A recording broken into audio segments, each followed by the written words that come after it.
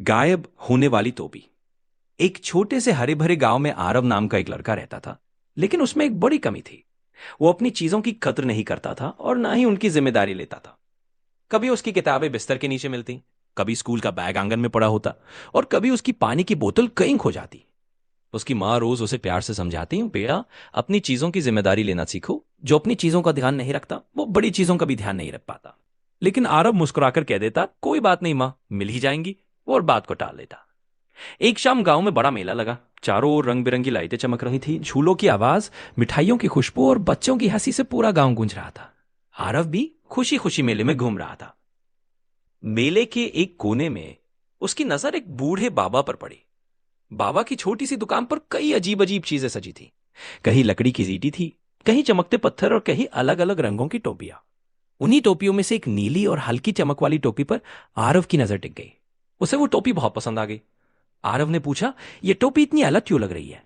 बाबा ने मुस्कुराकर कहा, बेटा, यह गायब होने वाली टोपी है। गायब होने वाली? आरव हैरान हो गया। बाबा बोले, हाँ, यह टोपी सिर्फ उसी के पास रहती है जो सच बोलता है और अपनी जिम्मेदारी निभाता है। आरव को यह बात मजाक लगी, लेकिन टोपी उसे इतनी पसंद आई कि उसने बिना ज्यादा सोचे पैसे दिए और टोपी लेकर घर चला गया। घर पहुंचकर आरव ने टोपी पहनी और शीशे के सामने खड़ा हो गया। उसे लगा कि वो बहुत अच्छा दिख रहा है। वो खुद को देखने में ही मग्न था कि अचानक टोपी गायब हो गई। अरे, मेरी टोपी!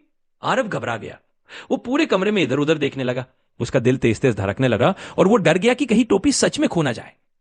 थोड़ी देर बाद उसने सोचा कि शायद उसने ही टोपी को सही से नहीं रखा होगा।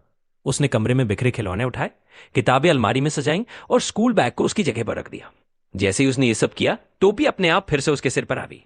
आरव हैरान रह गया। अब उसे यकीन हो गया कि यह टोपी सच में जादुई है। अगले दिन आरव ने होमवर्क नहीं किया और खेलने चला गया। खेलने से लौटकर जैसे ही उसने टोपी पहनी, टोपी फिर से गायब हो गई।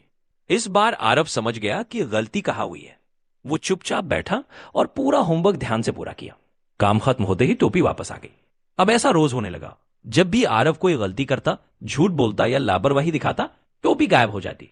और जब वो सच बोलता, अपनी चीजों को संभाल कर रखता और जिम्मेदारी निभाता, टोपी वापस आ जाती।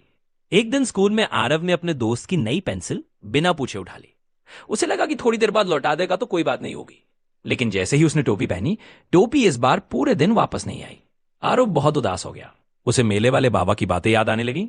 उसे समझ आ गया कि उसने बहुत गलत किया है। अगले दिन उसने अपने दोस्त से माफी मांगी, पेंसिल लौटा दी और सच सच सब बता दिया।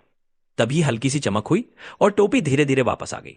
आरव की आंखों में आंसू आ गए, लेकिन इस बार ये आंसू खुशी और समझ के थे। उस दिन के बाद आरव पूरी तरह बदल गया। वो अपनी चीजों का ध्यान रखने लगा, सच बोलने लगा और हर काम की जिम्मेदारी लेने लगा। उसकी मां भी उसके इस बदलाव से बहुत खुश थी।